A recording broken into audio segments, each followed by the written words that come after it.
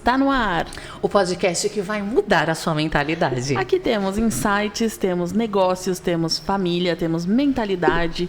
Pode mudar, Aline? Não só pode, como deve. E hoje nós estamos com ele, que é referência para muitas pessoas. E principalmente para mim. Ele, que eu tenho a honra de dizer, que é o meu mentor master.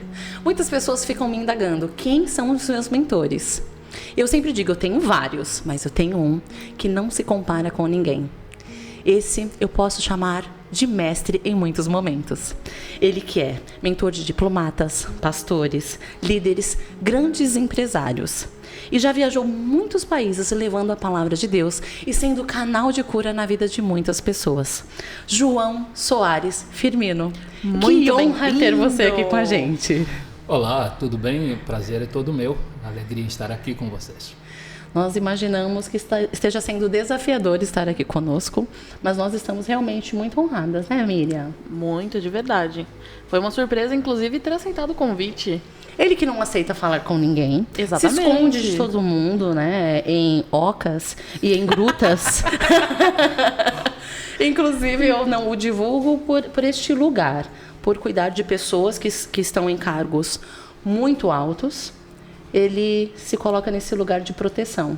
Então, ontem, quando decidimos convidá-lo de última hora, e ele aceitou, a resposta da Miriam foi: tenho certeza, o celular dele está clonado, não é dele que nós estamos falando. Liga porque tem alguma coisa errada, certeza. Eu estava dormindo, na verdade, aceitei, mas só me dei conta no dia seguinte.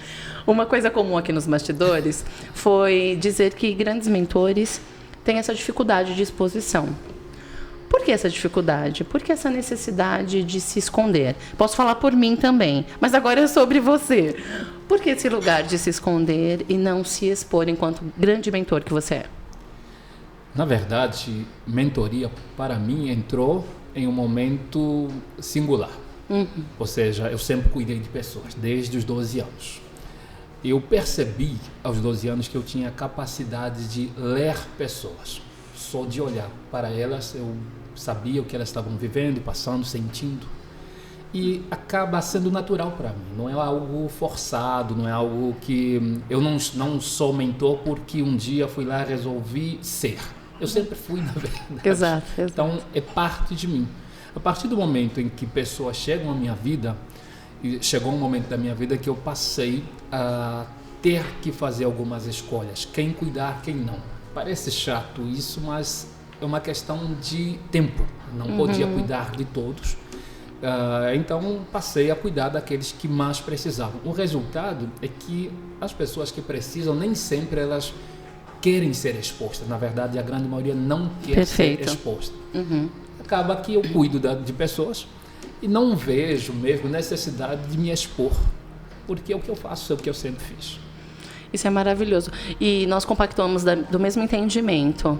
Eu digo que o dom de cuidar de pessoas eu sempre tive. Os institutos os quais eu frequentei me deram apenas ferramentas para facilitar meu trabalho. É um dom natural em nós. E é isso. Quanto maior o cargo, quanto maior a posição, menos a pessoa quer se expor, porque essas pessoas que estão em lugar de comando não podem mostrar vulnerabilidade. Então, eu consigo entender perfeitamente. Exatamente. João, nos conte um pouco para nossa audiência e, na verdade, para todo mundo, porque as pessoas não te conhecem, justamente por estar escondido. Estar em um grupo seleto. Estar em um grupo tão seleto. Mas conta um pouco da sua história. De onde você veio. Vamos lá. Quem é você? Meu sotaque entrega um pouquinho, não é? Eu acho que você é russo, brincadeira. Olha, eu fui numa igreja um dia e o pastor me apresentou, está conosco um pastor polonês. Maravilhoso. Da Polônia, na verdade. E as pessoas diziam para ele: pastor, Angola. Ele, hã? Foi o que eu disse, Polônia. Não, Angola. Eu sei que é confundível, de fato. Maravilhoso. É que é perto. Geografia é minha paixão. O que acontece é que eu soube, aos 12 anos, que eu cuidaria de pessoas. E eu sempre disse o seguinte: ser pastor é um meio para cuidar de pessoas. Não é, na verdade, o chamado em si de ir lá, estar num púlpito, pregar, mas o chamado é de cuidar de pessoas. Então, aos 12 anos, eu comecei a cuidar dos meus amigos, meus vizinhos, sem perceber o que estava fazendo. As pessoas me procuravam, pediam conselhos, orientação, e eu fui percebendo que era mais forte do que eu. Isso em Angola, não é? Num contexto de guerra que Angola vivia, num contexto de miséria, de miserabilidade. Minha família era uma família de classe média. Passou algumas dificuldades e nos tornamos uma família de classe. A parte média saiu. Encurtou, né, a categoria. Ficou a pose e a classe. Ok. Nós chegamos a ser tão pobres que ganhamos o concurso de pobreza, do qual não nos inscrevemos. Meu Deus do céu. Como que acontece? Os mais pobres da rua. Nós nos tornamos, de fato, assim, muito pobres com o advento da guerra, das necessidades que se passam em uma guerra, não é? Nos tornamos muito pobres. E meu pai tinha fazenda, minha família tinha posses, perdemos quase que tudo, que era, na verdade, algo comum, não é, em toda a sociedade angolana de então. E os rapazes começaram a sair porque aos 18 anos, entre os 16 e 18 anos, iam para a guerra. Todos tinham que ir para a guerra. Eu fui para o exército por um período muito curto, um mês e meio. Eu saí de lá, fui no regimento presidencial, que era a tropa presidencial, e o governo, eu tinha uma ligação com o governo, e o governo estava me preparando para algumas coisas. Só que Deus tinha alguns projetos para mim também. Então eu vim ao Brasil há 29 anos atrás, moro no Brasil desde então, frequento bastante Angola ainda, mas desde aquela altura eu percebi que eu fui chamado para cuidar de pessoas. Eu cuido de pessoas como pastor, cuido de pessoas como João, normalmente. Vocês falaram muito, que é a coisa que eu mais escuto, porque as pessoas perguntam para mim assim, vou dar uma palestra em algum lugar, por que eu não acho nada seu na internet, nenhuma palestra? Porque cuidar de pessoas, para mim, é como um médico que o paciente chega para ele no hospital, na emergência. Geralmente, quando as pessoas chegam a mim, elas estão em emergência. Exatamente. Eu não estou, nesse momento, preocupado se ele me conhece ou não. Nem ele preocupado quem eu sou, ele quer soluções. Que ajuda. Então, eu estou lá para ajudar essa pessoa. Quando termina a ajuda, já chegou uma outra pessoa e eu não vejo necessidade em mim de estar divulgando quem eu ajudo. Porque a maioria das pessoas que eu ajudo não quer ser divulgado. Não quer ser divulgado, não quer aparecer de forma nenhuma. Porque, imagina, por exemplo, eu cuido muito de pastores em suas relações mais íntimas. Eu escuto confissões que geralmente ninguém não quer compartilhar essas confissões com pessoas que não têm segurança de que não vai vazar, não vai sair daqui. Então, o não aparecer é parte desse processo. Se o camarada é muito famoso, daqui a pouco ele acha que as minhas histórias íntimas e pessoais estão em todo lugar. Não é que eu não quero ser famoso, mas também eu não quero ser. Parece uma dualidade. É ótimo. Parece uma dualidade, mas é mais ou menos isso. Eu não faço questão de ser, não vejo necessidade de ser. Eu entendo perfeitamente isso. Mas é necessário, então acredito que a partir de agora a gente vai recortar e vai mandar para o mundo inteiro. Até porque, olha que honra que nós temos, não tem nada na internet de João Firmino, e a gente vai colocar o título do episódio, João Firmino, que quando clicar lá, vai no nosso podcast. O primeiro, exatamente, mundialmente. Eu sugiro um título, A Primeira Vez de João Firmino. A primeira vez de João Firmino. Muito maravilhoso. Claro que eu vou mandar para a Embaixada de Angola, e aí será com eles essa divulgação. Mas, brincadeiras à parte, você tocou num lugar que é onde eu trabalho também. Eu divulgo nas redes sociais alguns mentorandos meus, mas os mentorandos que eu trabalho, que realmente eu entro nesse lugar, eu digo que eu sempre entro em sala de cirurgia, esses eu jamais vou expor. Porque é isso que você falou. Então, os pastores, apóstolos que eu trabalho, Nunca ninguém vai saber quem são. A Miriam, ela tem um acesso, porque de vez em quando somos convidados para alguns lugares, e aí lá nos eventos ela descobre quem são as pessoas que eu cuido. É a minha mentora, ela é minha mentora. Mas realmente a gente não pode, porque essas pessoas estão num lugar rígido, um lugar de comando, um lugar de exemplo. E eles realmente não devem divulgar esse tipo de coisa. Mas uma dor muito grande, e é interessante porque esses dias nós estávamos num jantar com um empresário que está agora abrindo seu próprio núcleo evangélico. Não está abrindo na casa deles, não recebeu um chamado do Senhor e agora está abrindo. Então ele veio me indagar pelo fato de cuidar de muitos pastores, né? Aline, quais são qual é o maior erro das igrejas? E aí, acredito que ele pensou que eu ia pontuar assim, uma lista de coisas. E eu disse, os pastores não cuidarem da inteligência emocional e inteligência espiritual. Porque esses pastores estão tão feridos. E cada igreja, no seu chamado, foi o Senhor que chamou. Com suas doutrinas, com suas regras, foi o Senhor que chamou esses pastores. Acontece que esses pastores vão para casa com suas dores e as dores da igreja inteira. Isso que eu ia falar. Né? Como é, João, que nós podemos convencer esses pastores a se cuidarem? Porque nós temos aí pastores cometendo suicídio.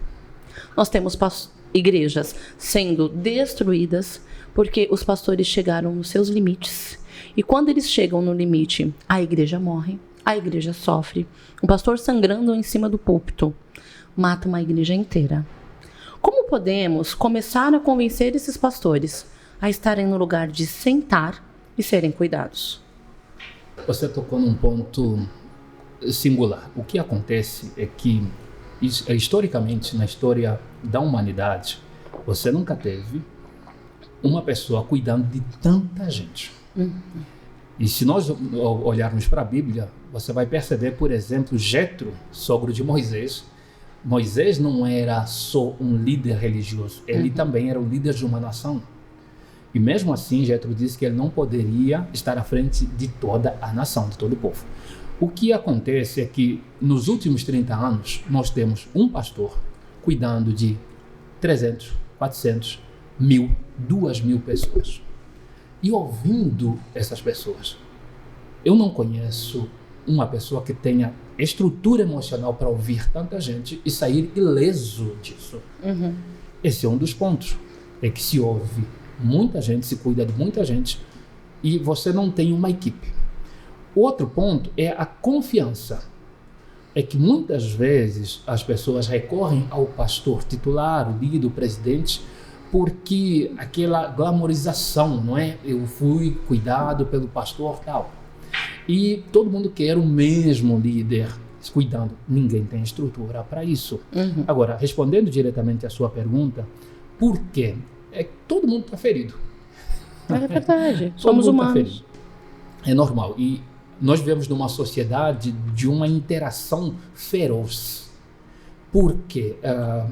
Eu estou rindo aqui porque vocês sabem o quanto eu gosto de fama, de pessoas, de gente. Só que não. Eu gosto. Todo mundo diz que não, mas eu gosto. O que acontece é que nós convivemos muito de perto com muita gente. Exemplo, redes sociais. Todo mundo te falando, gostei da roupa, não gostei da roupa. Gostei do que você falou, não gostei. Por exemplo, esse episódio, não é, que estamos gravando aqui, daqui a pouco alguém diz assim, odiei aquele cara, nunca me viu. Não, eu, pessoalmente, não ligo, não tô nem aí pra gente que não tem nenhuma efetividade na minha vida, se me amar ou me odiar, não vai fazer a diferença. Mas para a maioria das pessoas faz. E os pastores têm desenvolvido uma necessidade de aprovação, de amor, de aceitação. E isso os tem adoecido muito. Então, parte dos pastores tem estado doentes por causa dessa necessidade de estarem sendo aprovados, validados, aplaudidos. Há um consumo de amor. Sabe o que é um consumo de amor? Nós consumimos amor. Não é? Eu preciso do seu te amo hoje, eu preciso da sua palavra de carinho hoje. Somos carentes, doentiamente carentes. Agora, imagina um líder que todo mundo chega e só fala coisas boas para ele. cria um vazio que precisa ser preenchido todos os dias. Então ele precisa manter aquela pose de... Quase uma droga. Quase uma droga. Aquela pose de perfeito, inerrante, infalível, que nós não somos. Não é natural em nós. E isso consome.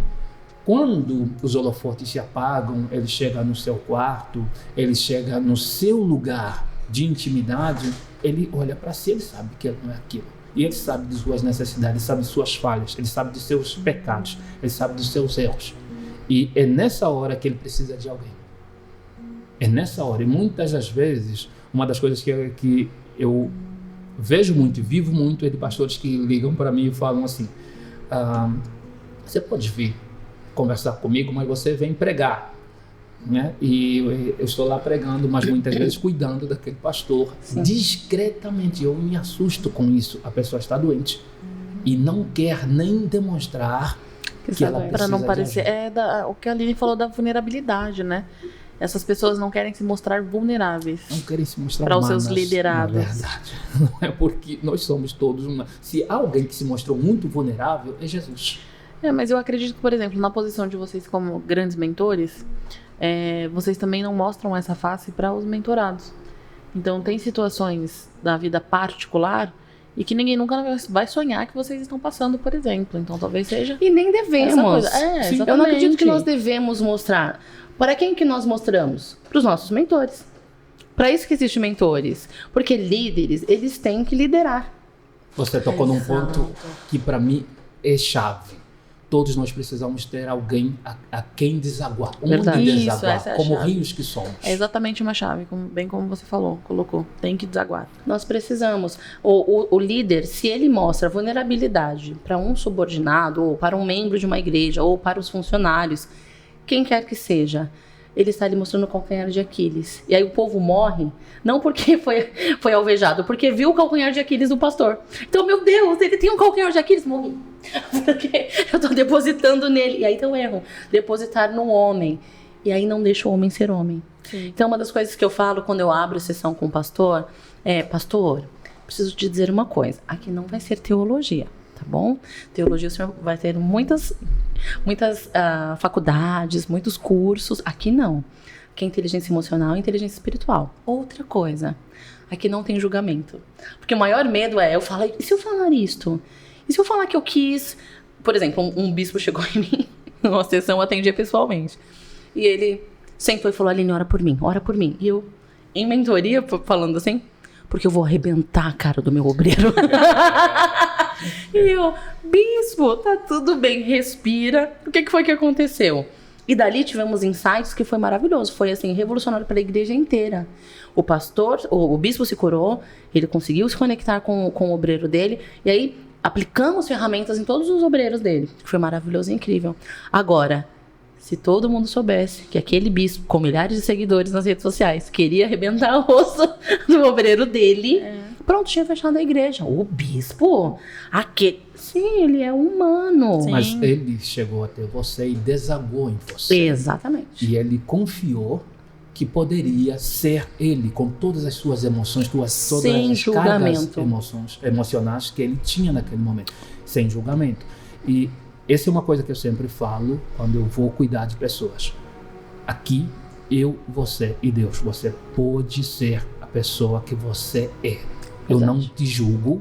Então, eu trato de pessoas, por exemplo, com tendências, não importa quais, todas elas. Eu entendi. Eu também, eu sei do que você está falando. Todas elas. Independente da tendência, eu cuido daquela pessoa. Filhos humanos. Exatamente, você comigo. A outra coisa que eu sempre digo, porque antes de mentor eu sou um sacerdote, então eu pratico o sigilo sacerdotal. De mim não sai. Nós podemos ser amigos. Se um dia você me odiar, detestar, não gostar de mim, tudo que você falou ficou como terapeuta, como pastor, morre aqui, deságua em mim e aqui fica, não sai para nenhum tipo de utilidade. Por exemplo, eu tenho 4 livros escritos não publicados, mas em nenhum deles tem situações Todas têm situações reais, mas nenhum com nome, com endereço, todos disfarçadas intencionalmente para proteger a pessoa, a privacidade da pessoa.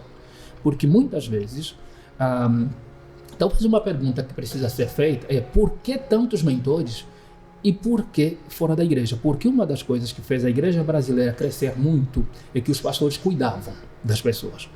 Hoje, aquilo que eu citei, um número elevado de membros, de ovelhas, é verdade, mas também porque muitos pastores não guardam. Não foram treinados. Eu conheço muita gente ferida que contou um negócio para o pastor e daqui a pouco estava ouvindo no púlpito, piadinha indireta e tal. Outras pessoas sabendo. Exatamente, uma coisa pessoal, privada e tal. Então eles preferem gente de fora para não correr nenhum risco. E aí os pastores precisam de treinamento para lidar com os segredos das pessoas e com as suas dores. E isso mostra exatamente esse desequilíbrio emocional que muitas vezes os pastores passam e não são culpados disso, mas às vezes vaza, não é? Porque muitas vezes o que acontece, situações que eu experimentei lidando com pastores, ele compartilhou só com a esposa, ele desagou nela, aquilo é muito pesado, desagou numa amiga. Pronto. É muito pesado para amiga. A amiga era a prima da pessoa. Daqui a pouco é um desaguando no outro, um escândalo terrível, porque um foi desaguando todos indevidamente. Se um rio desaguar num lago, esse é o efeito Mar Morto, né? O Rio Jordão desagua no Mar Morto e o mar morre porque ele não tem saída. Então a água, ela evapora e o sal consome a água. Nós precisamos seguir desaguando, mas em quem? Por exemplo, você tornou público que eu mentorei você desde 2019. Olha, eu vou deixar publicamente que eu amo esse homem. Na verdade, desde 2019. Ela fala de você em todos os episódios, mas ela nunca citou o seu nome. Por respeito, porque você não queria exposição, né? Então tá. Ela levou 4 anos para me convencer. Ela está há 4 anos. E convence dormindo, sim. Ela tava preparando ele há 4 anos. Foi amaciando a carne. Pra vir no podcast que nós começamos este ano, entendeu? Mas como a Aline, por exemplo, eu tenho vários outros mentorados que não dizem. Por que não dizem? Porque muitas vezes não querem se mostrar cuidados. Não preciso que ninguém cuida de mim. Então, o importante não é nem mostrar, é que sejam realmente cuidados, né? Se permitam. Mas eu tenho uma frase que diz: mentores que não têm mentores são uma fraude. Não tem como. Não tem como você cuidar de pessoas e você não ser cuidado. É um episódio bíblico. Jesus está na véspera, Semana Santa recentemente, na véspera de ir para a cruz. Todos os cristãos conhecem. E ele está em oração, orando, e quando volta, seus discípulos estão dormindo, e ele reclama, diz: vocês não podem vigiar nem 1 hora comigo. Até Jesus, Deus encarnado, precisou de amigos a quem desaguar.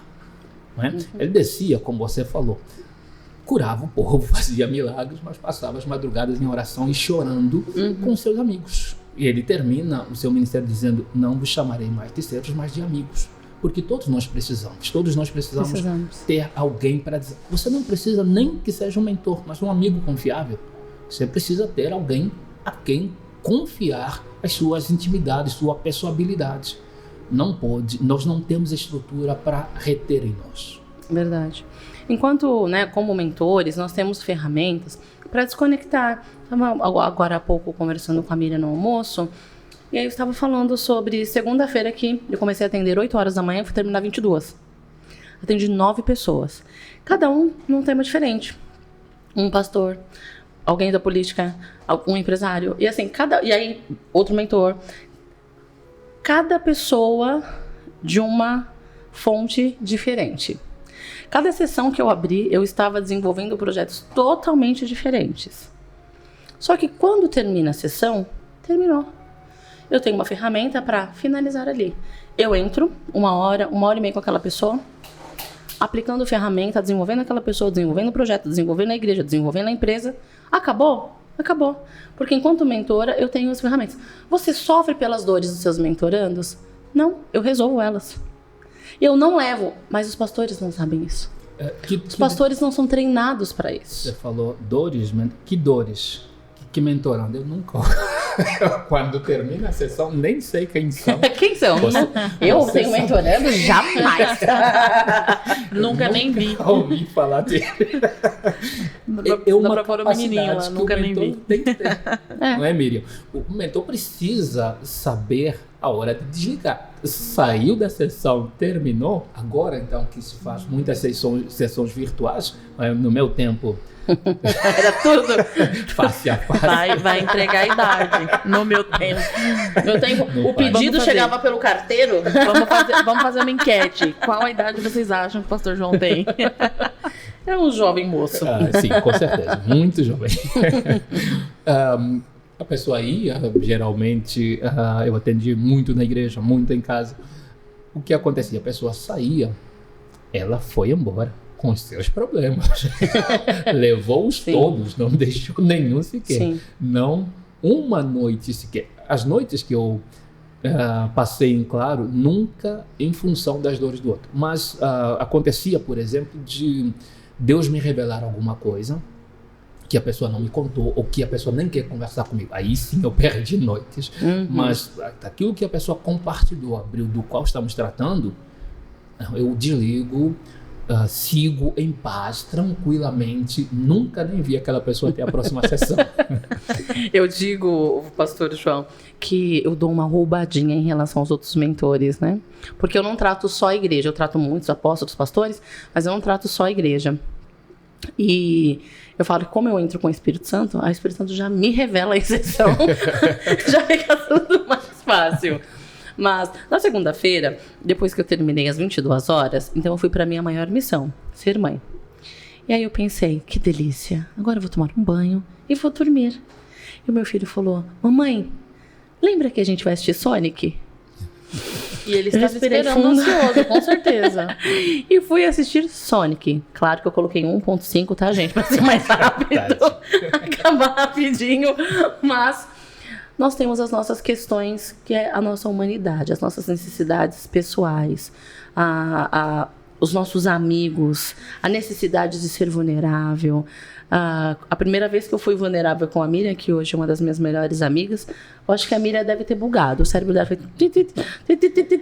Eu só lembro que a Miriam parou e fez. Assim, meu Deus, como é começou que eu vou reagir? a piscar. Começou a piscar. O bom de ser mentor é que você já se autoanalisa rapidamente, já se autorresolve. Mas tem momentos que a gente não consegue. Então, teve uma situação, há um bom tempo atrás, que eu estava no processo, e ainda estou, e vez ou outra a gente vai lidar com a nossa humanidade. E aí eu lembro que eu liguei para o João e falei, tá na empresa? Aí ele, sim, estou. Tô chegando porque senão eu vou perder o meu réu primário. Porque somos humanos. E hoje, engraçado, eu estava atendendo uma mentora. Eu ia perguntar pra ele, assim, aqui entre nós e todos que assistirem no YouTube, a Aline já ameaçou alguém sem mentoria? Como eu disse, sigilo. Morreu lá. Tudo bem. Só eu posso contar. Mas hoje, quando você, pela manhã, mandou mensagem 8h20 da manhã, onde você está? Disse, Jesus, quem morreu? Quem será morto? Quem ela vai matar? Empresa hoje. Aí procurando ele na empresa, subi nos andares. Ué, cadê o pastor João? Aí mandei, onde você está? Eu falei, estou na cozinha. Daqui a pouco ele já apareceu.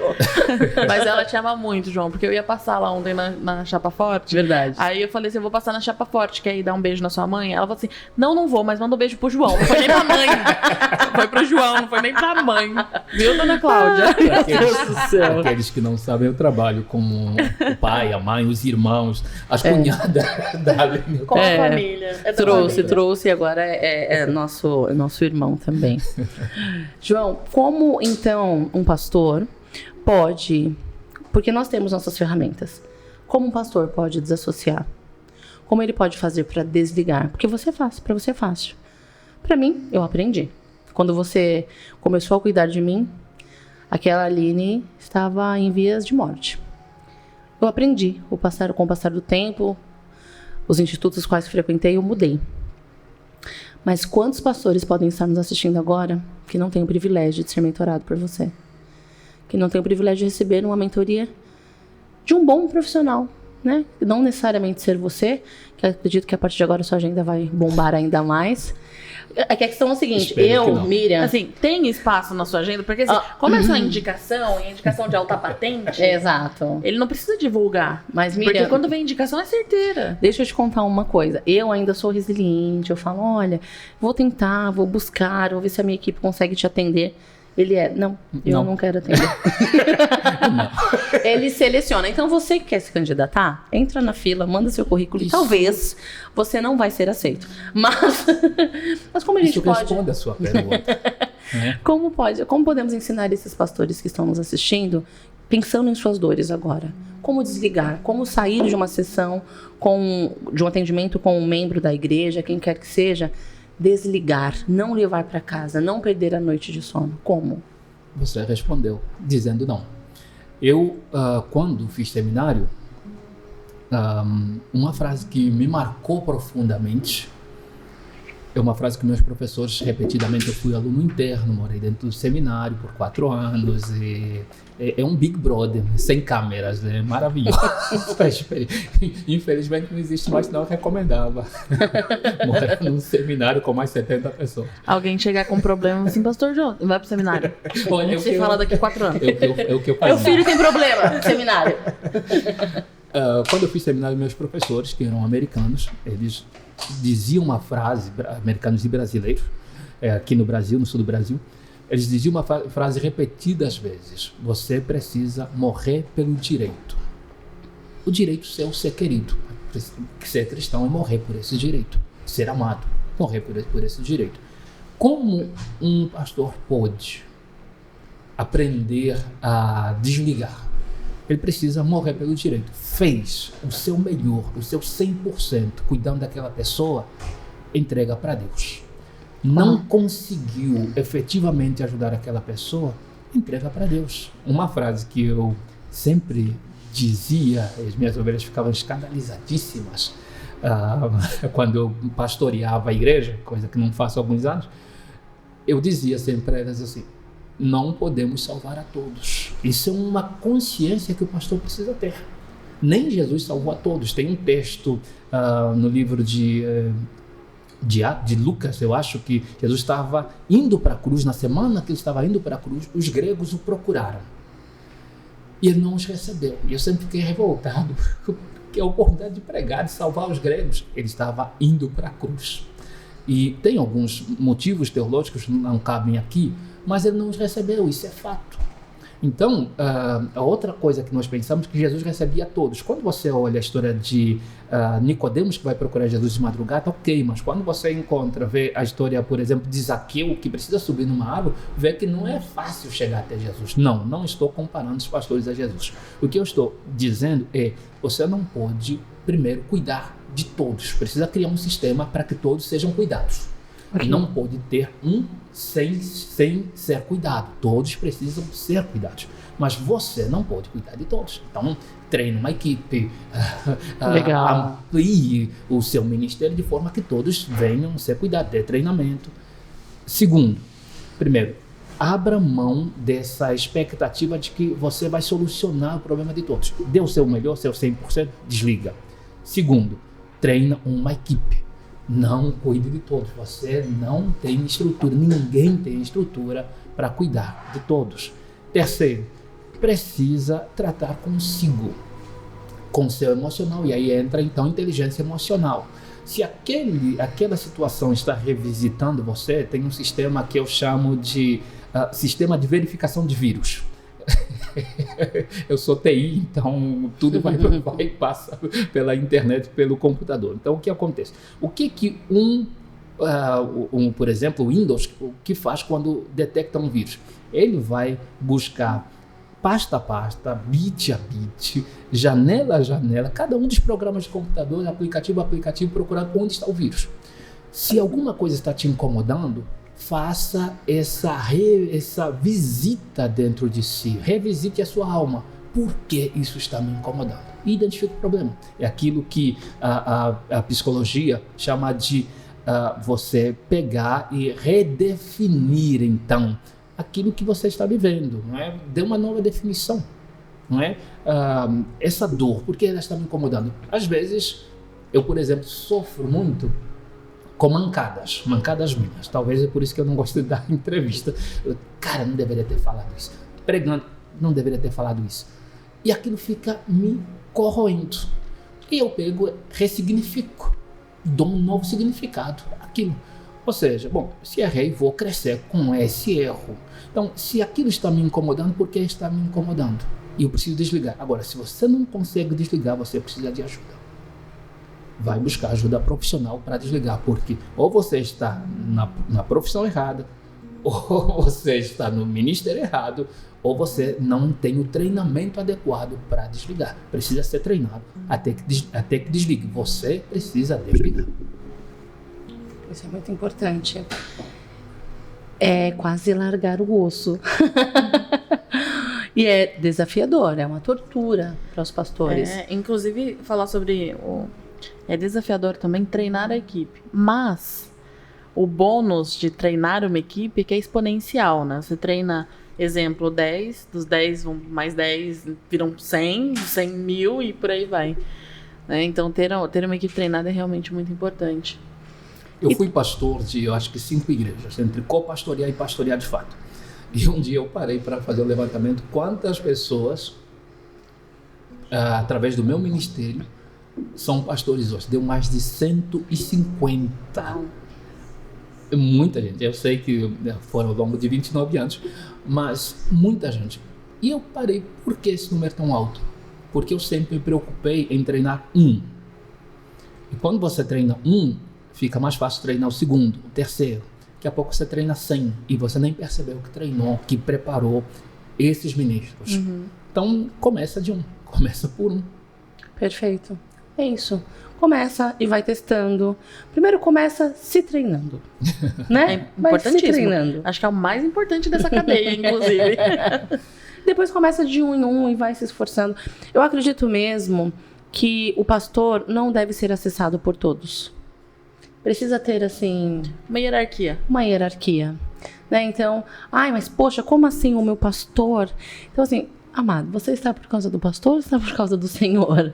Né? Então, assim, existe uma inversão muito grande. Claro que o pastor está ali para servir, mas ele não está ali para ser subjugado, e as pessoas confundem um pouco isso. Então, falta inteligência emocional em todas as igrejas. Falta inteligência emocional e espiritual nas igrejas. Pessoas treinadas curam. Né? Pessoas que estão feridas sangram no púlpito. E aí... é aquilo, ao invés de desaguar suas águas, está desaguando o seu sangue. Exato. E aí vai respingando em muitas pessoas. E aí, nós somos reflexo daquilo que fomos na infância, não tem como, né?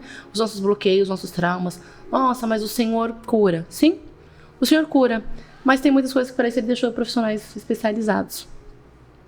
Foi para isso que o Senhor levantou médicos. Foi para isso. Deus cura câncer, cura. Mas temos excelentes cirurgiões que podem entrar, fazer uma cirurgia e ser canal de cura para o câncer. Existe o processo. Então, existe o processo para todas as questões emocionais. Para cada uma existe um processo. Então, teve uma situação muito interessante, Miriam, que há muitos anos atrás eu fui almoçar com o pastor João. Cheguei, estou aguardando ele para o almoço. Ele chega com as malas. Aí eu falei, o que foi isso? Alguém te expulsou de casa? A gente não tá se mudando? Um almoço de mentoria, pensei, vai ser um almoço de 4 horas de duração, igual nossos almoços. Ela falou, tô indo pro Rio de Janeiro, tô indo resolver.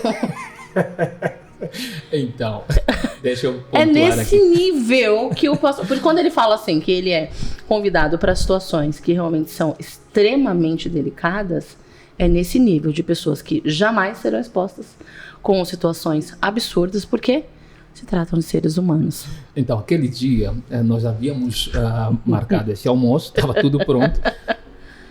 Eu acho que 1 hora antes, alguém me liga, que não cabe quem, e a pessoa diz assim, você pode vir para cá? Você está onde? Eu estou em São Paulo. Você pode vir para cá? Eu posso, quando? Hoje. Mas tem uma história interessante por trás, porque quando eu cheguei no Rio, a pessoa disse para mim assim, olha, eu estava conversando aqui em casa e nós precisamos de ajuda. E eu falando com a minha esposa, quem poderia nos ajudar? E essa pessoa, ela tem muito conhecimento, muito contato. Só que ela disse assim, nós não temos ninguém para desabafar. E aquilo doeu profundamente em mim. Tanto que eu estou escrevendo um livro que não vou publicar. 4 livros não publicados. Esse é o falar 5º, sobre tá? isso. Meu Deus, me ajuda. Eu estou quase precisando de um mentor. Eu tenho uma boa para te indicar. Sobre exatamente isso, não é? Sobre pessoas que não têm a quem confiar. Uau, meu Deus. Muita gente não consegue, porque já foram traídos, decepcionados, já abriram o coração para alguém e se frustraram com a experiência, não é? E esse casal estava numa situação similar. E eles falaram, aí ele disse, eu falei, João Firmino. E aí ligou para mim e falou, você pode vir? Quando? Hoje. Aí eu respondi, é grave? Ele falou, muito.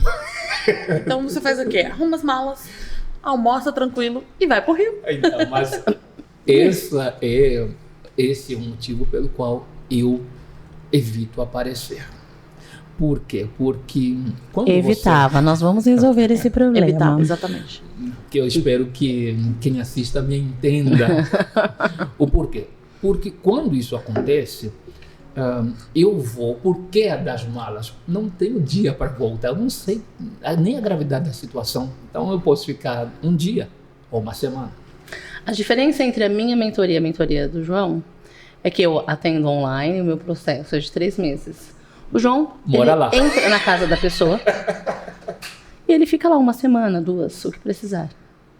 Então, se você está precisando, se você tem um caso no qual você precisa que alguém more dentro da sua casa resolvendo, E você quer é só um pagar o hóspede? ticket dele, ele vai. Não como muito, sou agradável, sem me importar, tomo Pix banho. na conta a gente resolve. O obreiro é digno do seu salário. O que acontece é que, nesses casos, são pastores. E quando um pastor diz assim, se você não vir aqui, não chegar em 24 horas, já era, eu pego um avião, eu pego E vai 2 lá. aviões, eu sei que a Dá um coisa é jeito. grave. Só que também são pessoas que de antemão eu conheço. Então são pessoas que eu mentorei há muitos anos, são pessoas que não embarco no primeiro. Exatamente. Não é igual aquele irmãozinho da igreja que fala, pastor, eu tô aqui e meu esposo tá querendo matar o irmão dele, tá com a faca. Aí o pastor vai lá se meter no meio. Não é assim. O meu problema é que eu preciso conhecer a realidade para saber onde estou entrando, porque cuidar de pessoas é surpreendente, é uma surpresa atrás da outra. Então, eu não iria na casa de alguém e daqui a pouco eu é que preciso de socorro, porque tomei umas porradas. Pode acontecer? Claro que pode. Você nunca sabe, até porque mentorear é colocar o outro muitas vezes contra a parede. É por isso que a Aline atende É online, online. é mais seguro. Por Pra não segurança. apanhar. Em Angola falam umas bofetadas. Nunca sabe. Vocês sabem disso, vocês cuidam de pessoas, sabem que muitas vezes a pessoa se estressa, perde a estribeira. Projeta em nós suas Exatamente. frustrações. Quantas vezes eu fui socorrer um casal e saiu como o culpado do casamento ter acabado? Ah, isso acontece, gente do céu. Isso acontece. Eu não sei se é o seu maior índice de problemas, mas meu maior índice é quando alguém quer me contratar para salvar o casamento, ele quer obrigar o outro a ficar. Então, porque assim, se o casal quer se curar, o casal quer evoluir, é lindo. O processo é maravilhoso. Mas a primeira cliente que me odiou, mas assim, me odiou mesmo, e acontece, ela me contratou porque o marido queria se separar. E começamos o processo, e ele veio, e foi bonito, e ele começou a se curar. Mas ele disse, Aline, eu agradeço, eu evolui demais, mas eu não quero voltar. E ela ficou com ódio, mas ela também não me disse, ela omitiu a pequena parte, que ela pegava a faca para tentar matar ele. E ele falou, Aline, esse processo é uma das coisas mais incríveis que eu já passei. mas eu quero viver, eu não quero ser assassinado. E ela ficou com ódio mortal de mim, porque eu não o convenci a não dormir e passar noites acordada para não ser esfaqueado enquanto dormia. E acontece muito porque as pessoas projetam em nós. Elas nos colocam como salvadoras da situação e projetam em nós quando essa expectativa não é alcançada. Mas eu sempre digo assim, que nós somos sementeiras. Então, se a pessoa estiver disposta, se ela estiver aberta, vai acontecer. Se não estiver, não adianta. É terra seca, não vai frutificar. Esses são os desafios de sermos mentores. Então, eu estou aqui agora com não só o mentor master, mas o mentor da master. Se eu fosse você, eu ficava aí, porque depois do intervalo, nós vamos falar sobre Angola, sobre os projetos maravilhosos que esse mentor tem para nós. Já está sendo muito rico, mas depois do intervalo vai ser extraordinário. Nós voltamos já.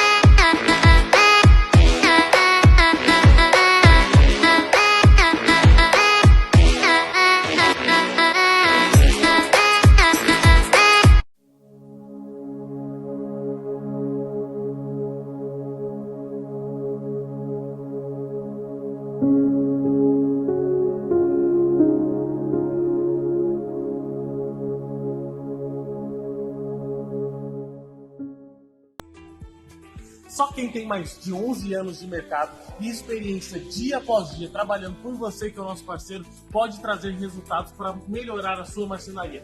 Vem para Chapa Forte, porque aqui nós cortamos, fitamos, furamos e trazemos qualidade para o seu projeto. Aqui você não tem apenas uma madeireira, você tem um parceiro trabalhando por você. Parceiro Chapa Forte, para fechar o mês trouxemos reforço. Toda a linha da Chapa Forte, material novo e de saldão em 10 vezes sem juros. É isso mesmo, material à pronta entrega, novo e de saldão em 10 vezes sem juros. E o seu projeto acontecer, vem pra Chapa Forte. Vem, porque não vamos perder nenhuma negociação. Vem pra Chapa Forte! Estamos de volta. E eu quero desde já agradecer os nossos patrocinadores que passaram aqui nos comerciais. Clínica Rafa Odonto, Clínica de Odontologia e Cowork. Chapa Forte, nosso parceiro aí desde o princípio do podcast. A Edileuza, que faz os nossos personalizados, essas canecas lindas que a gente deixa na mesa. E faz chocolates também. Gratidão a vocês que acreditam no nosso projeto. Vamos voltar agora falando de Angola, Pastor João.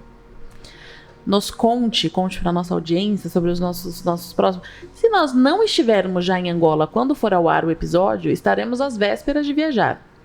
Nós, equipe, você já vai estar lá provavelmente. Nos conte sobre esses projetos que teremos agora lá. De onde surgiu, como que foi, se você está sendo obrigado também a fazer isso. Chantageado. Chantageado, boa. Por quem? Nos conte. Você. As duas. Não, olha, por mim não. Eu entrei nessa história, quando eu fui convidada, eu falei assim, ai, você vem pra ser minha assessora? Eu, claro, nossa, maravilhoso, vou sim. E aí, numa conversa, quando fomos apresentados, assim, você vai palestrar lá. Aí a gente fica assim com o olho tremendo. Então eu também eu caí de gaiata nessa história, mas... Eu gostei da parte em que você diz quando eu fui convidada, porque se é a Aline que te convidou, ela não convida ninguém. Ela impõe. Intima, é verdade. Não, eu fui convidada na primeira. No princípio, eu fui convidada para ser assessora. Que bom. Depois eu vi que era uma mentira. Eu convidei a Aline. Vamos falar mal dela enquanto ela não volta pro episódio? Brincadeira, a gente não vai falar mal, a gente ama a Aline. Eu convidei ela para ir para Angola. Na verdade, nós fazíamos parte de um painel em que Gente, não. Um segundinho. Só para vocês verem a gente ganhando café. O senhor quer café? É interessante, né? As duas se servem, se oferecem e o convidado fica assistindo as... Você quer um café? Você aceita um cafezinho da nossa Mara maravilhosa? Agora não mais, meninos. É que eu só tenho duas mãos. E vocês estavam falando mal de mim, eu precisei correr. Não, estou brincando, eu não tomo café. Não tomo. Não tomo mesmo. Por isso que não me Eu conheço desde 2019, Rui. Eu dizia que quando eu convidei a Aline para irmos para Angola, tínhamos um projeto. Pelo andar da carruagem, eu já não sei quem convidou quem, mas eu acho que... O Senhor nos uniu, nos tornamos irmãos. E aí me obrigaram também. Eu acho que a ideia foi sua, no começo de tudo. Foi sim. Não, falando sério, nós tínhamos um painel, eu e o Paulo, meu irmão, que é pastor em Angola, e esse painel, nós tínhamos alguns irmãos, meus irmãos em Angola, e alguns convidados de Angola. Começamos a convidar alguns amigos do Brasil e convidamos algumas vezes a Aline para participar desse painel em plena pandemia. Eu no Brasil, Paulo em Angola e pessoas de várias partes do mundo. E a partir daí nasceu em mim esse desejo de levarmos algumas experiências de inteligência emocional para Angola. Não é que ela não tenha, mas nós queríamos a nossa abordagem, a nossa forma de trabalho, a nossa forma de ver o cuidado com o outro. E estamos indo exatamente para treinar líderes nesse segmento. Será breve, que por 15 dias. Sim. Mas principalmente para cuidarmos do emocional das pessoas que assim desejarem. E faremos isso, não é, por um período de 15 dias. A agenda é apertada, o trabalho é árduo, é muito trabalho, mas estamos indo cuidar de pessoas. O que é muito maravilhoso, que eu acho que eu já falei sobre isso, não sei se no podcast, mas no particular todos sabem. Quem me conhece há pelo menos 20 anos, sempre ouviu da minha boca: não tenho vontade de ir para a África. Tenho vontade de abençoar a África, tenho vontade de ser patrocinadora, mas me doía muito os missionários que só iam para tirar foto. Eu falei, eu nunca vou ser essa pessoa. Falei, então, eu não tenho que acrescentar em Angola. Mas Deus, e é assim, desde a minha adolescência, uma oração que eu sempre repeti: Deus, me dá o privilégio de fazer a diferença na África. Então, eu nunca quis ir, porque eu falei, se eu for, eu vou passar fome, eu vou apenas tirar foto. E quando o João começou a me mentorar, eu disse pra ele isso: eu amo a África, mas eu não tenho vontade de ir, porque eu não quero ser só mais um pra tirar foto. E ele disse: o dia que você pisar em Angola, a terra vai cantar. Eu achei tão bonito, eu guardei na minha alma essa fala. Só que hoje eu tenho que ofertar. Hoje eu consigo fazer a diferença com o meu trabalho, que já faz diferença na vida de muitas pessoas no Brasil. Eu consigo fazer essa diferença lá. Mas o interessante é que antes do João me convidar, Deus já tinha usado profetas para falar. Então eu tinha dito que eu ia viajar muitos países, mas que o primeiro lugar que eu iria pisar seria na África. E aí a frase da última profeta que Deus usou, e eu acredito mesmo, foi: deixa só baixar a pandemia. E aí quando o João me disse que as pessoas que estavam no painel tinham interesse em me ter em Angola, a última frase dele foi: então deixa só baixar a pandemia que nós iremos para Angola. Ou seja, Deus, ele faz tudo perfeito. Ele alinha todas as coisas, ele conecta na hora certa. Deus sempre vai usar alguém para nos fortalecer nos nossos medos. Me conta uma coisa, hoje, você é pastor, você é mentor, você é referência para muitas pessoas. Mas existiram profecias que vieram te fortalecendo desde a sua juventude, desde a sua adolescência? O Senhor foi te fortalecendo ao longo da sua trajetória? Conta um pouquinho sobre isso. Eu fui abençoado por ter tido um mentor, que eu chamo de meu pastor, Antônio Marcos, que eu dei um apelido para ele de comandante. Ele tinha uma tropa de 5 adolescentes. Éramos meninos, tínhamos 14, 15 anos. Esse moço, eu nasci na igreja cristã, nasci na igreja metodista em Angola, cresci na Assembleia, e entre os 9 a 12 anos eu me envolvi com política em Angola. Parece super piada, maduro. E precoce, tipo, de 9 a 12 com política, com 12 já cuidava de pessoas, Com 15 já fazia com cirurgia. 18 veio com 18 veio pro Brasil. Com 18 você veio, né? Foi um pouquinho depois, um pouquinho só. Ali, perto. Entre 9 e 12 com política. Sim, porque eu era, na verdade, meu irmão mais velho tinha uma função dentro do partido. E ele saiu e eu ocupei esse mesmo espaço. Então começamos a agir politicamente dentro da nossa realidade, do nosso município, da nossa cidade. Acabamos nos distanciando da igreja, das coisas de Deus e de Deus. Aos 14 anos, esse que eu chamo de meu pastor, Antônio Marcos, começou a visitar a casa da minha mãe. Minha mãe permaneceu na igreja.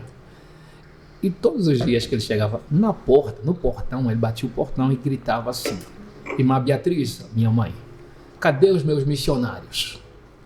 E minha mãe dizia assim: quem são os seus missionários? Esses, o João e o Paulo, esses são os meus missionários. E ela dizia: esses meninos não querem nem ir para a igreja, são os seus missionários. Esses são os meus missionários. Esses meninos vão viajar várias partes do mundo, vão para vários lugares do mundo. Só que ele estava profetizando isso num contexto de guerra, que nenhum rapaz podia sair de Angola. O governo não deixava, porque eram soldados para a guerra, não é? E ele profetizava isso num contexto de pobreza, de miséria, por causa da guerra, em causa da guerra. E ele profetizava isso todos os dias. Que ele fosse lá, ele ia 1 a 2 vezes na semana, ele gritava isso. E foi ele que nos levou de volta à igreja. E ele começou, então, foi o meu primeiro mentor, de fato. E ele começou a mentorear sistematicamente. Uma vez por semana nos encontrávamos. Então, metade do que eu sei de Bíblia é através desse moço. Um homem de caráter, honrado, que eu tenho muita admiração, e ele nos levou a sonhar. Foi a primeira profecia que eu recebi. Quando eu cheguei no Brasil, olhei para minha criação. A minha mãe teve 7 filhos, eu sou o terceiro, sou o segundo rapaz. A minha mãe uma moça, depois um rapaz e eu percebi que minha mãe me criou de forma diferente dos meus irmãos. Quando eu já estava no Brasil, um homem adulto, quando eu voltei, eu fiquei 8 anos sem voltar à África. Quando eu voltei a primeira vez, eu a questionei. A senhora me criou diferente. Quando eu revisitei a minha história, eu tinha hora para chegar, os outros não tinham. Eu tinha que ter esse comportamento, essa responsabilidade. E ela me respondeu algo. Ela disse: João, eu vi que você tinha um chamado diferente. Eu precisei proteger esse chamado na sua vida. Uau, que lindo. Então, e minha mãe é uma mulher de oração, parece bonito, mas não é.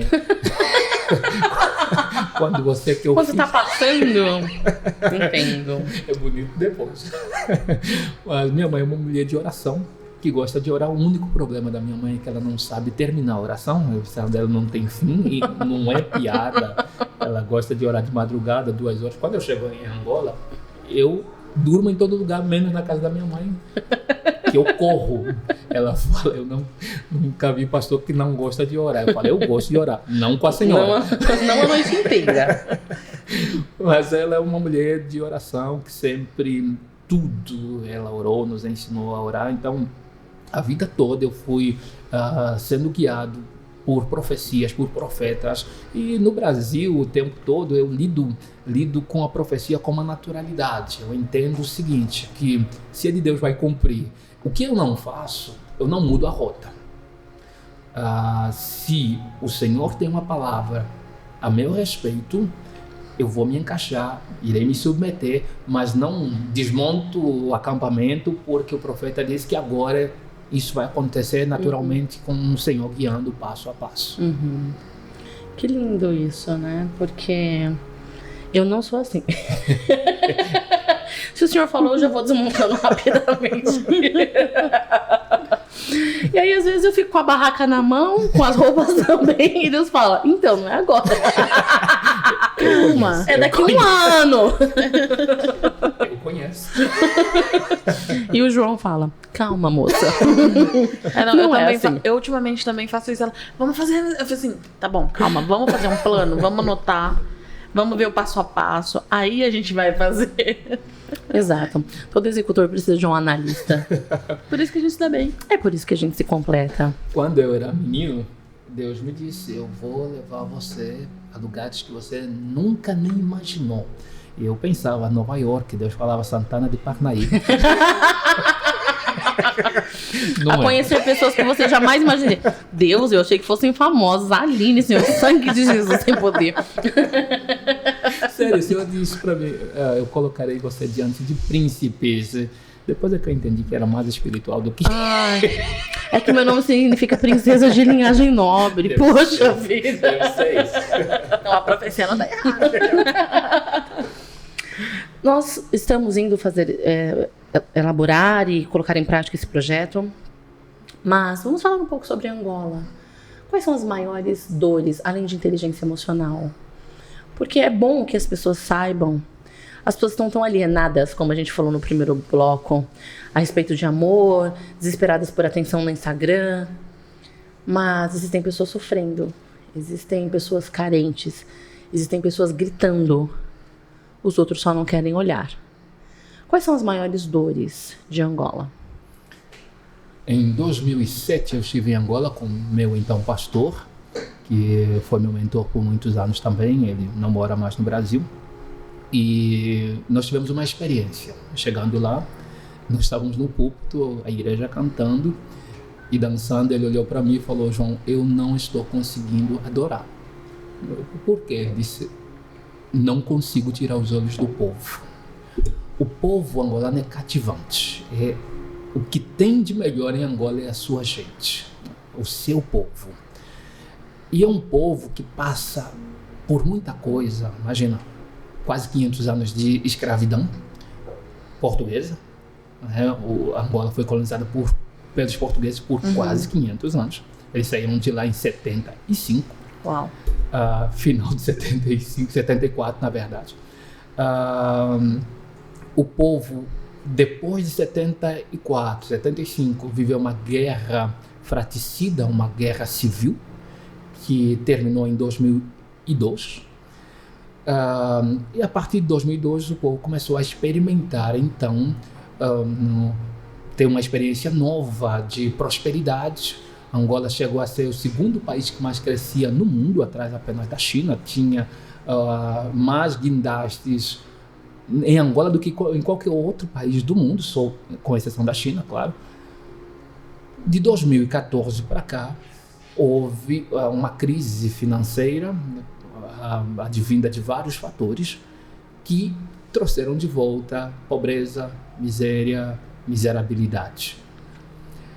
Esse povo era um povo que até 2014 tinha muito dinheiro, muitas posses. Angola é um país muito rico, produtor de petróleo, de diamante, de ferro, de ouro, só que está atravessando um momento difícil. O meu desafio, o meu convite, por que eu estou levando amigos e ministros para lá? Porque é muito fácil você conviver com as posses, com os bens, com a prosperidade, mas você precisa de ajuda na dificuldade. E nesse momento o povo está passando por dificuldades, mas meu problema não são as necessidades físicas, elas existem, todos os povos passam por isso e passaram por isso. Os europeus, depois da Primeira e da Segunda Guerra Mundial, passaram por situações atrozes, mas a estrutura emocional para você sobreviver a isso, esse é o desafio. Não é? As pessoas, quando falam de África, falam muito da miséria, da pobreza. A África é um continente com cerca de 55 países, não é? Cada um tem a sua particularidade, mas não é isso que chama a atenção na África. As pessoas são felizes. Me choca quando eu estou em Angola vendo menininhos que dá vontade de sequestrar e trazer para o Brasil, de tão felizes, sem metade ou 10% ou 2% do que nossas crianças têm aqui no Brasil. E as pessoas são assim. As pessoas são livres. É outra coisa muito legal da África, é que elas são livres para adorar, livres para vestir uma calça verde, uma camisa laranja. Que legal. Estou arrebentando, não importa como você me Arrasou. olha. A outra coisa maravilhosa, a autoestima do africano é muito. Ai, é verdade. Ai, a gente sabe, né, Miriam? Meu Deus, é uma coisa incrível. É profundo. Sentindo uma indireta. Mas todo mundo que me conhece fala isso, eu preciso concordar. Oh, meu Deus. O africano se acha, é um negócio incrível. Não, maravilhosa é a sua frase que é: eu não me acho, eu me sei. Eu me sei. Eu me sei. Eu sei quem eu sou, meu Deus, Miriam. Modesto, nosso amigo, Super. né? É, pois bem. Eu me sei, eu me tenho certeza. Modesto é o forte dele. Pior é falar isso na igreja no púlpito. Eu não me acho, eu me tenho certeza, eu me sei. Eu me tenho certeza, é muito maravilhoso. Mas o africano é isso, ele tem essa característica de alguém que se conhece, se sabe. A coisa mais difícil na África é você achar uma pessoa feia. Não é que você não vê. Ainda bem que é alguém com propriedade falando isso, entendeu, Eu falo isso na Miriam? África o tempo todo. É a pessoa se achar feia. Não tem. Isso é muito Nunca bonito. vi Isso é bonito. ninguém. Às vezes eu estou na África, estou numa lotação que nós chamamos de candomblé em Angola, e a moça fala assim: você é feio. O menino fica: feio? Eu acho. Ele fica indignado. Não acho. Isso é Tenho maravilhoso. certeza que eu sou bonito, e todos já são bonitos. Ai, meu Deus. Tem um cantor que ele disse: eu não sou eu sou zero. Você acha?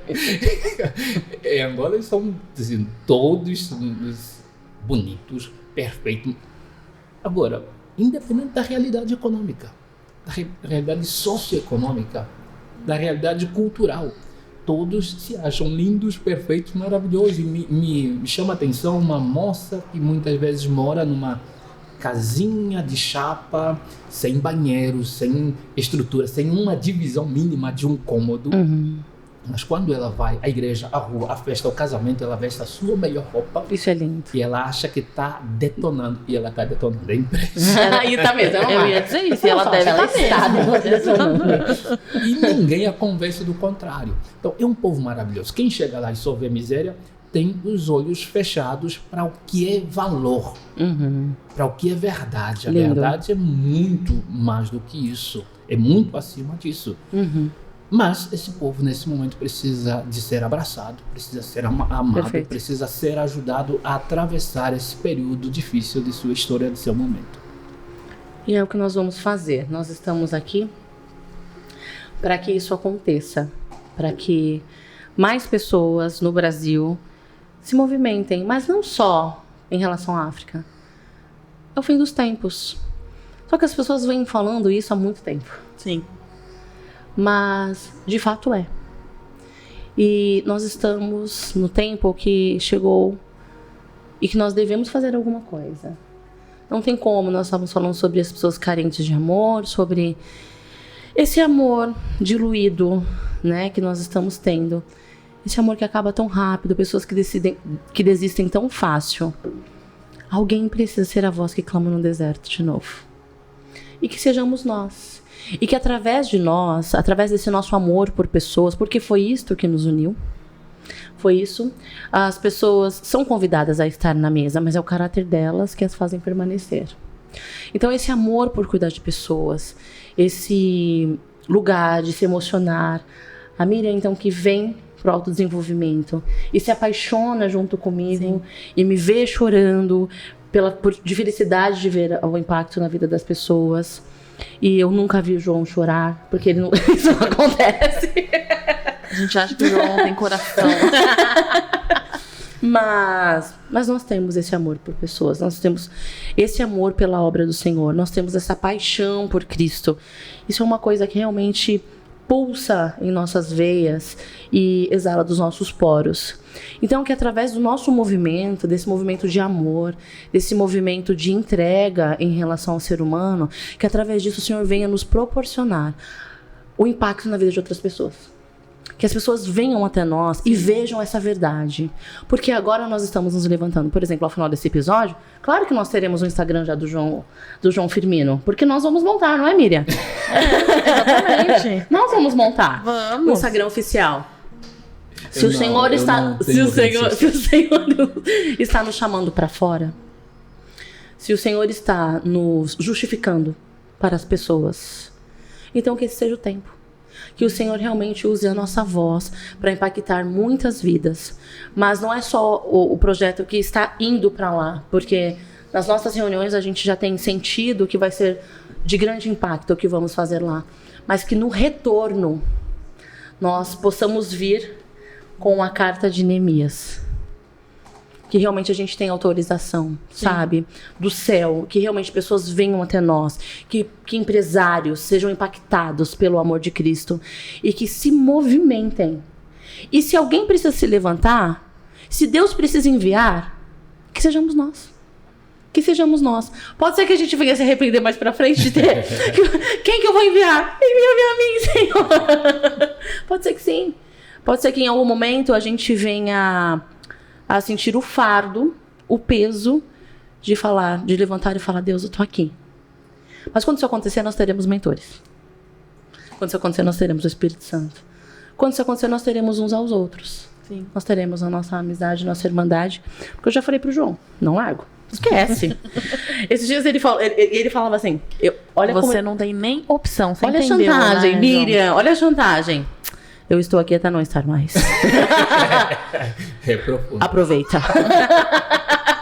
Você acha que ela não vai te encontrar onde você estiver? E aí, foi muito engraçado que ele falou assim, não, logo que você mudar o seu status, logo que você mudar, você não vai mais saber de mim, eu não negocio. Tá no contrato. Eu só aceito se tiver João Firmino. Porque, na verdade, Aline, eu cuido de pessoas até que elas não precisem mais de mim. Não vai acontecer no meu caso. E eu não me zango, não me chateio, não me entristeço, que a Entendo. pessoa não precisa mais de mim. Então, tem gente que sumiu da minha vida, está bem demais. É E isso. eu fico feliz. Essa é a função do mentor. Sim. Na verdade, essa é a função do mentor. Eu também não fico triste. E quando hoje eu treino outros mentores, pessoas me contratam para desenvolver seus próprios métodos e processos, uma das primeiras coisas que eu vou ensinar para esse mentor que está chegando agora no mercado, desapega. Sim.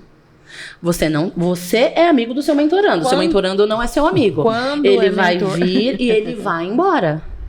Então, porque às vezes, porque somos humanos. E aí, quando começa o processo de mentoria, é muito novo, e a pessoa começa a receber os primeiros feedbacks, né? Ai, meu Deus, mudou minha vida, olha, impactou, mudou meu casamento.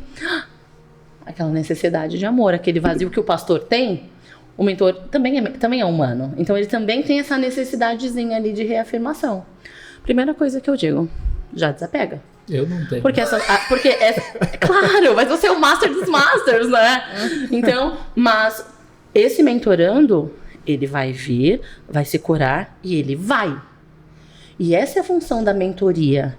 É isso que é diferente de um processo terapêutico que você vai ficar 10 anos.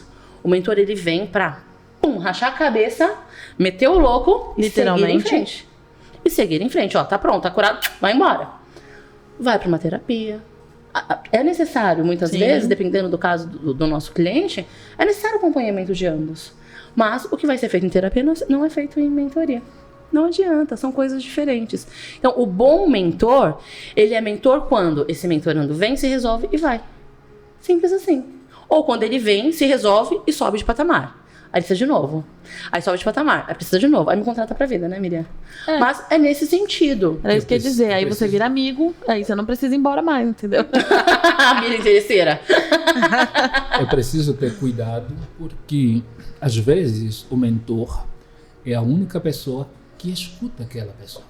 É verdade. Então, eu passo a detectar quando já não é mentoria, já virou desabafo, ou seja, quando a pessoa está querendo atenção, quando virou carência, quando... Aí a gente conduz para um processo terapêutico, para um psicanalista. Sistemático, é melhor, até porque ético, não é? De outra forma, você está tirando dinheiro das pessoas, já não é ajuda. Então, quase pagando para uma amizade, apesar que eu gostaria que você me pagasse. Mas eu separo muito bem. Eu acho que o ser pastor me ajuda a isso. Então, eu separo muito bem os amigos das ovelhas, os amigos dos mentorados. Quando preciso ser o mentor, eu sou o mentor, e aí doa se precisar, sofra precisar, mas isso é bem separado.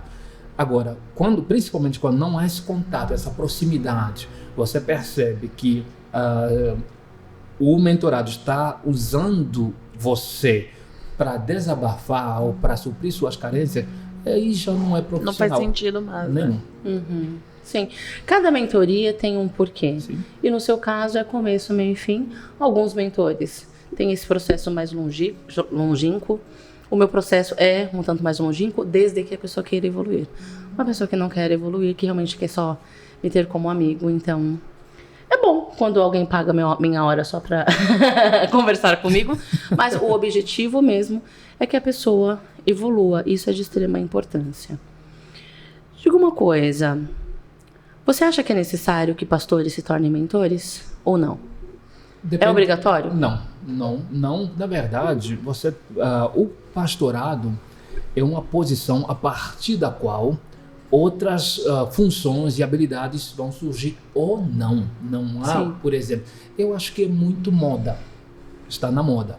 Já tivemos a moda de pastores cantores. Eu tentei, ninguém quis. Dá uma palhinha pra gente, João, por favor.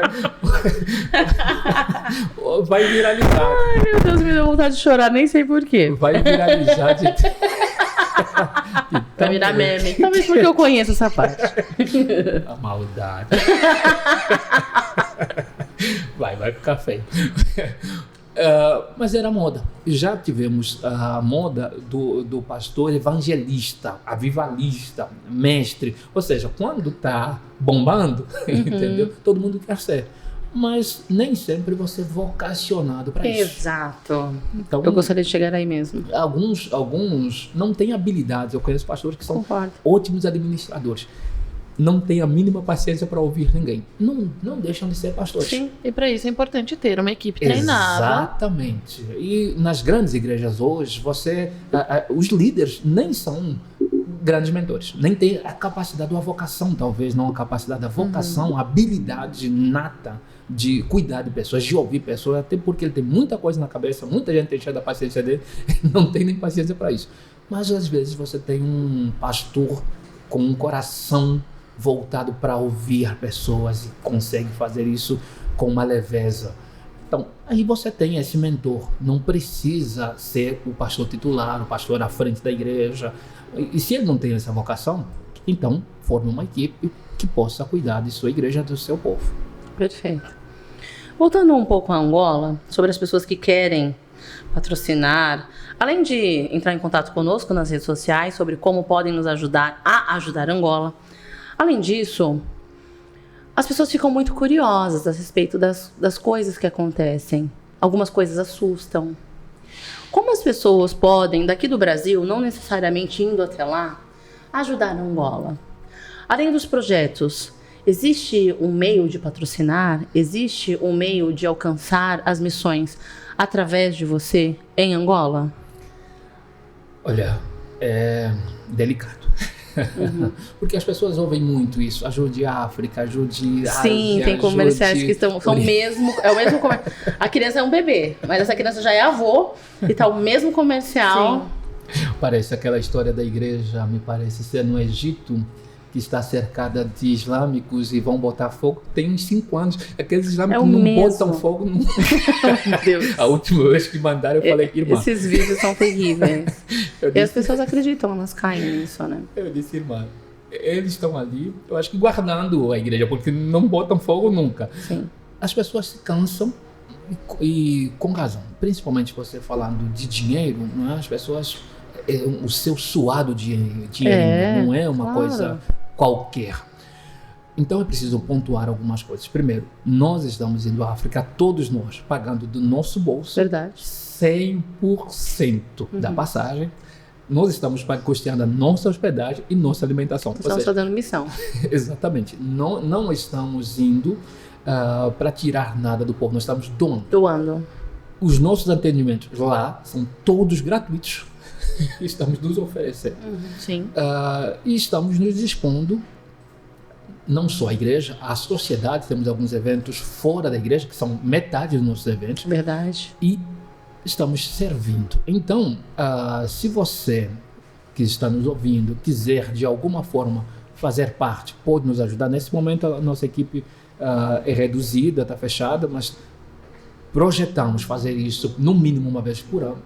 Nós queremos levar diversos profissionais para Nós estamos indo para montar um projeto e fazer acontecer todos os anos. Exatamente, não é? Mas se você pode nesse momento ajudar, porque é muito caro, a passagem custa $1.500 só de passagem.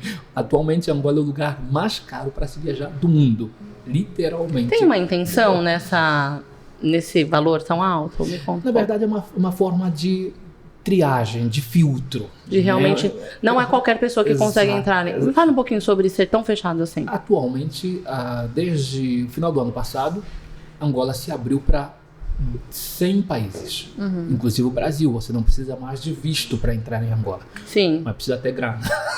Sim. Assim, eles tiraram a exigência do visto, mas você passa numa triagem ali. A passagem até 2019 eram 2.500. 2.000, hoje são R$7.000, R$6.500. Então é um filtro. É muito caro. Um hotel em Angola custa $100 a diária. Ou seja, 500 e poucos reais a diária. Não é um custo fácil e nem baixo. É um custo altíssimo. Vocês vão ficar em torno de 15 dias, eu fico na minha família um pouco mais barato, não é a princípio. Economiza um pouco na hospedagem aí. Exatamente. Então, mas se alguém sentir que quer fazer parte, entre em contato com a gente, com vocês, na verdade, porque eu não tenho contatos. Nós vamos deixar o WhatsApp do podcast lá no nosso perfil. Então, quem quiser ajudar pode mandar um direct ou entrar no link com o nosso WhatsApp. Se quiser saber mais do nosso projeto também, pode entrar em contato. Claro que sim. Nosso projeto está sendo colocado em prática agora. Quando nós voltarmos, tudo isso vai ser documentado nas nossas redes. E com certeza só tem a crescer. Só tem a crescer porque Deus conhece o nosso coração, Deus conhece a intenção que nós temos de amar, a intenção que nós temos de fazer a diferença. Vamos falar um pouco sobre igrejas lá.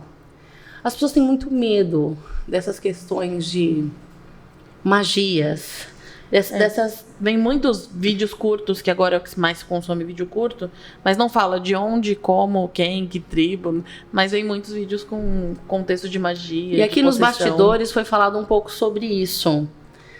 Dá pra gente dar uma desmistificada nisso tudo? Primeiro, o Brasil e o brasileiro em si é muito ruim de geografia.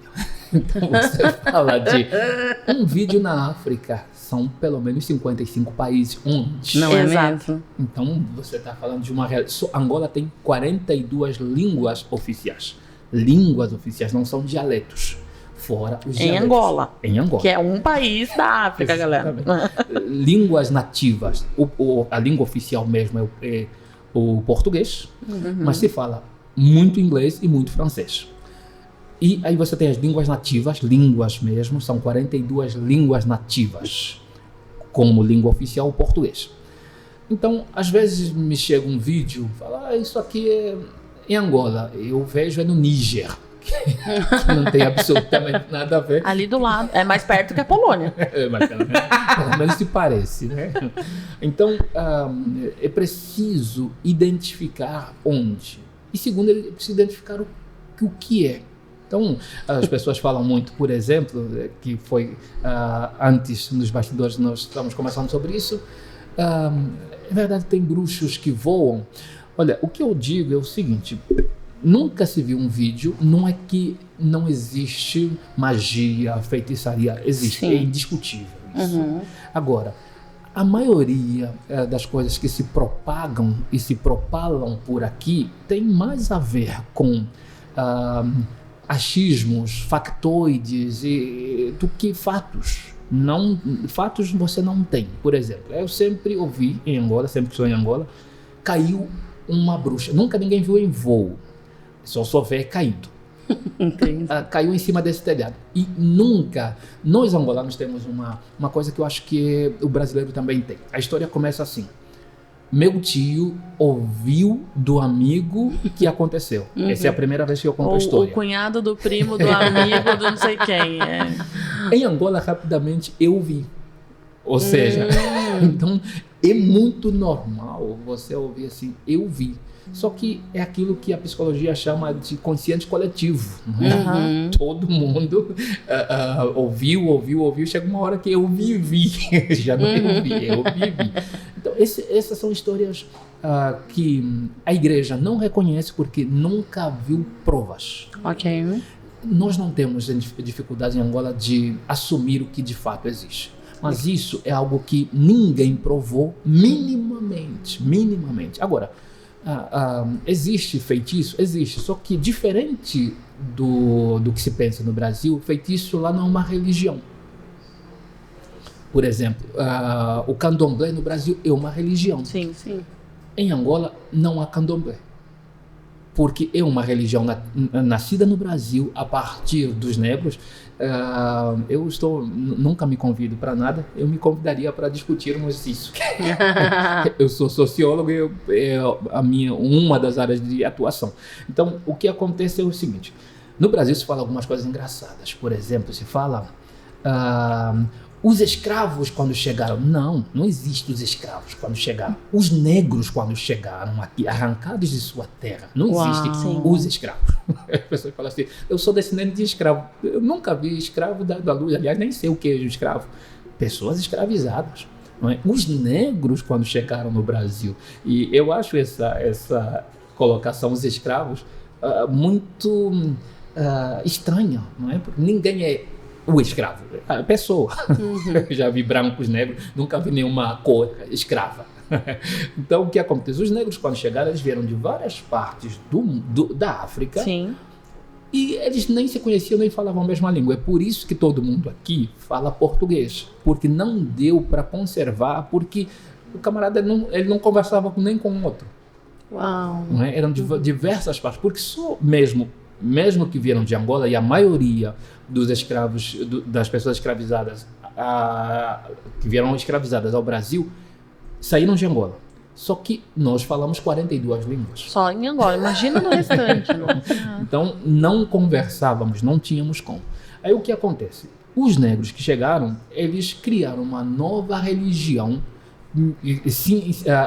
Houve um sincretismo religioso, porque eles misturaram várias religiões e formaram o candomblé, junto do cristianismo, que eles também aderiram. Na África você não tem, então. A primeira vez que eu vi um despacho, por exemplo, eu vi no Brasil, em Porto Alegre. Era um frango assado e uma farofa e uma garrafa que me parece ser de uma bebida. E eu fiquei por alguns longos minutos olhando, tentando entender o que é aquele frango. Aí eu cheguei no seminário, eu perguntei, o pessoal falou, mas isso veio da África? Eu falei, um frango assado no meio da rua na África? Acho que não. Um frango inteirinho? Não. E ele estava bem assado, Parecia apetitoso.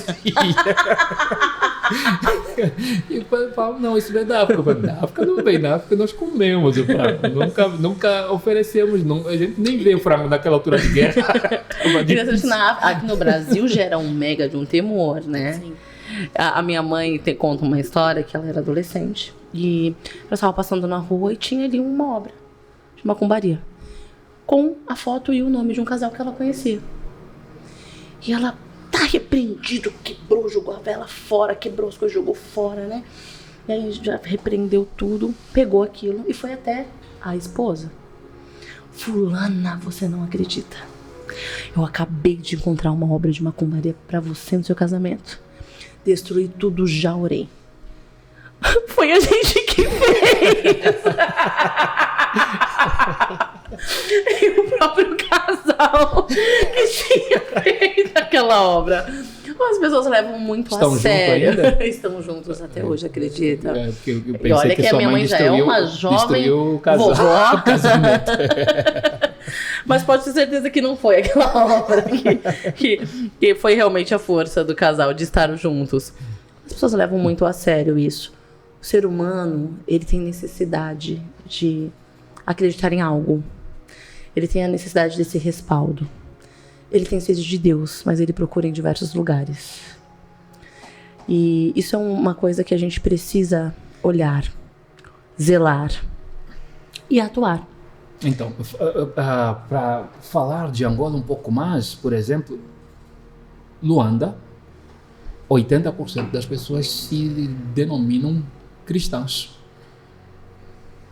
entre evangélicos e católicos. E é um dado interessante que as pessoas não imaginam. Por exemplo, os sul-africanos, grande maioria deles se denominam cristãos. E são dados que não nos são passados. Exato. Não é? Então, as pessoas acham que chegando na África vão encontrar... Meu avô, por exemplo, era curandeiro, era quimbandeiro, é assim que nós chamamos. Mas eu nunca vi meu avô fazendo nenhum ato da quimbanda. Por quê? Porque isso não é religião. Ou seja, não tem um dia marcado que todos os dias vão se encontrar. É um evento. Sim. Em função de um acontecimento. Então, uma mulher não engravida, ela procura um curandeiro para engravidar. Essa é a realidade. Lá, não é? Sim. Mas depois que ela engravidar, ela não quer mais ver um curandeiro, até porque é caro. É muito caro. Então não é barato, não. Aí o que acontece? Não é uma religião que tem os seus dias marcados, as suas regras e tal. Não, vai lá, você não sabe nada. O curandeiro vai dizer, vai isso. E é muito interessante porque o curandeiro vai dizer, eu quero que você me traga um terno novo. Eu nunca entendi exatamente em qual parte entra o terno. Na parte de renovar o guarda-roupa. Nunca entendi. Do tamanho, um sapato no tamanho do meu pé. Então, ele pede, eu quero um porco, uma galinha, e você acha que tanta galinha que eu não sei onde eles usam. Eu até sei, imagino mais ou menos. Mas são coisas que da realidade lá. Mas não é uma religião. E mais, se você hoje for a Angola, por exemplo, e falar, eu quero conhecer um feiticeiro, todo mundo vai olhar para sua cara e vai perguntar, para quê?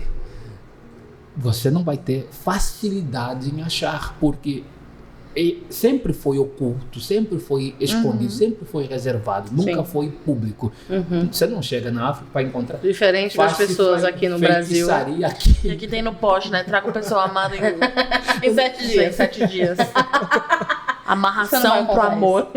E as pessoas têm esse pré-julgamento de que é assim que vai acontecer. É parte da coisa estar oculto. Entendeu? Entendo. Até porque tem alguns riscos. Por exemplo, se você é o feiticeiro, sua família não pode acontecer nada de ruim. Se acontecer, você não é tão bom assim. Não, eles matam. Uau. Eles matam. Então, se você, por exemplo, é o feiticeiro da família, ou naquela região, e na sua família começa a acontecer uma tragédia após a outra, eles vão lá e dizem que você é que está atraindo aquilo. Exatamente. Então é muito complicado. Não é tão simples quanto nós idealizamos no Brasil. É um assunto que estamos falando aqui rasamente, mas que é bastante complicado. Não é nada simples. Uma coisa que me trouxe e já está no nosso coração há um tempo é sobre esse analfabetismo sobre o racismo no Brasil. Eu já quero deixar na mesa uma volta sua aqui, para falarmos, para te trazer enquanto sociólogo. Sim. Né? A gente quer trazer uma outra pessoa também, vai ser incrível ter vocês dois aqui, porque nós estamos aqui para aprender. Ter esse lugar de coração ensinável é muito importante. Então, nós estamos aqui para aprender, e o nosso objetivo é trazer para o podcast pessoas que vão acrescentar e vão mudar a vida de outras pessoas. Alguém que não possa ter uma mentoria vai sentar, escolher qualquer um dos nossos episódios. Vai ser impactado, vai ser aprender mentorado algo, exatamente. de alguma forma. Mas, parece que a gente começou a conversar agora, mas já chegamos ao final do nosso podcast, Miriam. E no final do nosso podcast, nós fazemos o quê, Miriam? Nós mudamos o lado da mesa. A partir de agora, você é o entrevistador, nós as entrevistadas. E você pode fazer uma pergunta para cada uma de nós. Uma, tá? É que nosso último convidado se empolgou. Não vamos falar quem é. Eu queria mais uma hora de entrevista Isso aí, com a mas gente. foi muito legal, muito legal. É muito fácil, muito simples. Eu vou começar pela Miriam. Miriam, tudo bem? Bem-vindo ao meu podcast. Não é meu podcast. Oi, Jenny! Salve, mentoria! Me lembrou algo. Miriam, eu quero fazer uma pergunta para você e farei uma totalmente diferente para a Aline. Para você eu quero saber qual é a sua visão do mundo, sua visão de mundo, ou seja, o que é um mundo ideal para você? O mundo ideal? Tantas coisas eu poderia falar sobre um mundo ideal. Um mundo onde as pessoas se respeitam, as pessoas se cuidam e as pessoas cuidam das outras. O mundo ideal. Muito bom, eu queria viver nesse mundo. É ideal, estamos idealizando. É. Onde todos contratam arquitetos para fazer suas casas também. Olha o pitch de venda, meu Deus. Gente, eu preciso não ter dor de cabeça. Assunto para outro episódio. Que maravilhoso. Aline, eu queria devolver algo que você falou agora no final. Não é? Sua mãe é negra.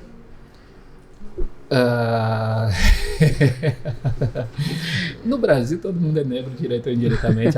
Se não é, calma que vai ter um neguinho mais tarde ou mais cedo. Ô, Glória! Eu queria te perguntar sobre isso, né? Sobre qual é a sua visão do espaço dos negros no Brasil, que essa é uma pergunta que a mim muito interessa. O espaço dos negros no Brasil é ainda um espaço muito injusto. E é claro que se a gente for colocar como uma dívida, talvez uma dívida que nunca vai ser paga. Nunca vai ser paga. Mas eu observo que o racismo, ele está intrínseco.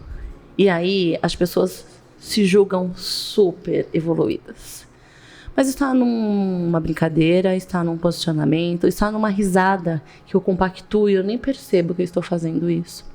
As pessoas não têm esse entendimento de que uma brincadeira, para elas inocente, pode ser tão invasiva e destruidora para outras pessoas. Então, vou dar um exemplo. Às vezes o meu filho chega na escola e eu escuto alguém que trabalha na escola dizendo: "Ô, Moreno, vem aqui, moreninho." E eu respiro fundo, porque se eu for bater de frente com todo mundo, Ela vai ter que porque ligar a minha pro João e vontade falar é assim: voltar lá e João, falar assim: "Então, querido, ó, eu orei 10 anos por um preto, esse menino é preto, respeita esse menino." E eu faço com que o meu filho ame quem ele é, a cor que ele tem. Eu faço com que ele saiba todos os dias que eu pedi para Deus um pretinho da cor dele, por realmente amar a cor da minha mãe. E você, enquanto mentor, sabe que um dos meus maiores traumas não é não ser negra, é não ser preta. mas é um trabalho que está sendo bem executado. Mas nós ainda precisamos que pretos curados se levantem. Porque nós temos pretos maravilhosos e incríveis, ainda não curados, se levantando. E aí acontece que eu vou para um embate de uma forma que eu já estou abrindo brechas para que venham me contrapor. Então, eu percebo também que até as pessoas bem intencionadas não sabem como se posicionar. Eu sou uma pessoa que defendo, eu já encerrei amizades longas. Um dia, numa conversa, num trabalho, uma pessoa que era amiga falou uma coisa assim tão racista. Eu falei: "Você é racista?" E ela falou: "Eu prefiro o meu cachorro." Eu falei, pois a nossa amizade acabou agora. Eu não briguei, eu entrei embaixo, eu só falei, nossa amizade acabou agora. Imagina, Aline, mas olha a sua cor. Eu já nem respondi. E acabou a minha amizade. Eu nem tinha um filho preto, lindo, maravilhoso e gostoso como o meu. Marrom bombom. Meu marrom bombom. Marrom dark. Eu nem tinha tido esse lugar. Mas isso é uma coisa que vem realmente mexendo comigo e com a Miriam. A gente vem falando nos bastidores sobre isso. Já desde o começo do podcast, nós queremos alguém para isso. Por quê? Mesmo defendendo, mesmo tendo uma família de negros que são lindos, meu irmão Paulinho, a minha mãe, meu filho, eu ainda me sinto uma analfabeta nesse lugar. Sim. Então nós que somos favorecidos, precisamos sentar para aprender, para que seja mais justo o lugar dos negros no país deles. Eu quero só compartilhar uma experiência que eu tive hoje, porque eu viria para cá, me falaram que pegar um trem. Meu Deus. Gente, a gente vai buscar um responsável por ter mandado pro endereço errado o nosso convidado. Um trem para Alphaville. Outro. Não existe. Mandaram você para um lugar totalmente aleatório. Mas aí eu estava chegando a Barueri, na estação de trem, e para pegar o trem, o pessoal veio me abordar. Passagem, o pessoal que fica lá à frente e tal. Aí o rapaz olhou para mim e eu estava no celular, abrindo algum aplicativo e tal. O rapaz chegou para mim e falou assim: ô, pretão. Uma terminologia nova, não conhecia assim. Pretão.